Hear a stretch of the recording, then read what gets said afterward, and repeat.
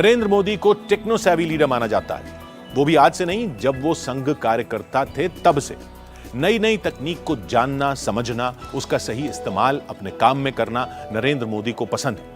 नरेंद्र मोदी के इसी शौक ने उन्हें तमाम विरोधियों से अलग और अव्वल बना रखा है। यूं ही नहीं, सोशल मीडिया में लोकप्रियता के पैमाने पर नरेंद्र मोदी का दुनिया में कोई सानी नहीं। नरेंद्र मोदी के पास खुद की डिजिटल लाइब्रेरी भी है। उनके इस निजी खजाने को बहुत कम लोग जानते हैं।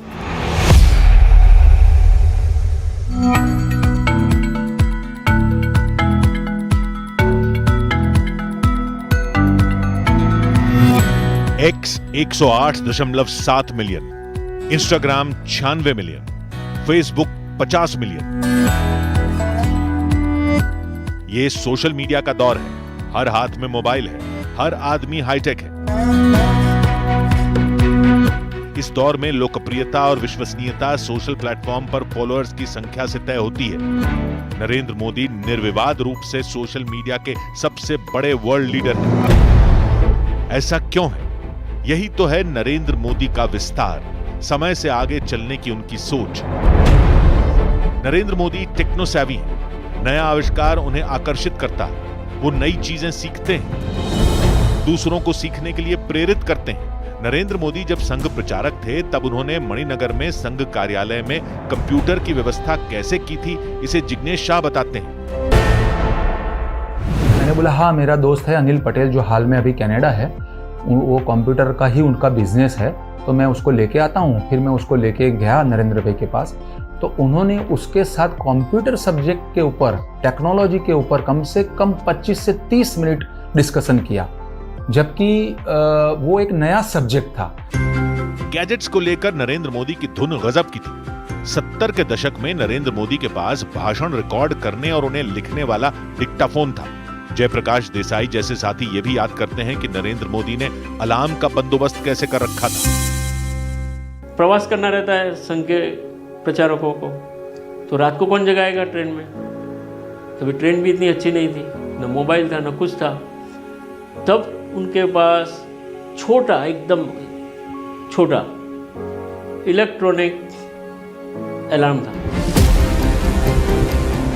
तपस्वी जैसा धैर्य, टेक्नोलॉजी से up to date. Narendra Modi को सबसे बड़ा पॉलिटिकल ब्रांड बनाता है उनका खोजी दिमाग। नरेंद्र मोदी में तकनीकी माध्यम से लोगों से संपर्क साधने का अनोखा हुनर है। मोदी जी उस समय, मैं 96-97 की बात कर रहा हूं, जब उनका ईमेल अकाउंट था, उनके पास एक कम्युनिकेटर था, नोकिया कम्युनिकेटर। हम लोग इतने मोटे मोटे फ़ोन लेकर चलते थे, पर लेकिन उनके पास नोकिया कम्युनिकेटर था जिसके जरिए वो कम्युनिकेट करते थे। नरेंद्र मोदी ने संवाद के हर माध्यम को जनसेवा का औजार बनाया। उनकी खिंची इसी लकीर पर विरोधी भी चलने को मजबूर हैं। जब ट्विटर आया, फेसबुक आया, सोशल मीडिया को एक तरह से अर्ली अडॉप्टर्स यदि राजनीति में है भारत में, ये केवल और केवल मोदी जी है। तकनीक ताकत का पर्याय होती है। नरेंद्र मोदी ने जिसे शिक्षा से जोड़ा। नरेंद्र मोदी ने 90 के दशक में कंप्यूटर शिक्षा पर जोर देना शुरू किया था।